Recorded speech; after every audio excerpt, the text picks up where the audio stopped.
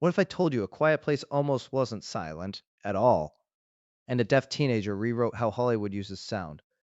You won't believe the tiny choices that turned silence into the scariest character in cinema. Released in 2018, John Krasinski's A Quiet Place starred Emily Blunt. It introduced Millicent Simmonds as Regan, a deaf daughter whose performance forced the production to invent a new language of silence and to rethink every creak, whisper, and thunderous scream. Here's the wild part. Millicent Simmonds wasn't just acting silent, she taught the cast authentic American Sign Language, and the director rewrote scenes to let her reactions drive the story.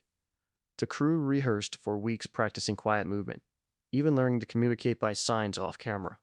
Sound designers then treated silence like a musical instrument, building tension by cutting everything but a single breath or a distant rattle.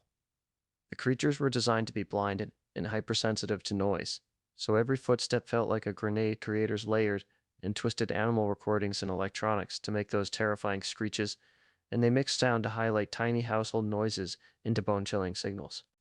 That approach changed the set culture. Crew and extras learned gestures, props were modified to minimize accidental clatter, and even the baby scenes were choreographed to avoid off-screen noise. Millicent's presence altered the emotional core. The family's silence became intimacy, not just survival. Studios were stunned when a modest horror flick grossed big and sparked a wave of films using silence as storytelling shorthand, from tense festival movies to blockbuster sequences that mute everything to force you to listen. A Quiet Place rewired how sound editors, directors, and actors think about absent silence became narrative muscle, a low-budget savvy tool that made suspense visceral and proved you can say more by saying nothing at all.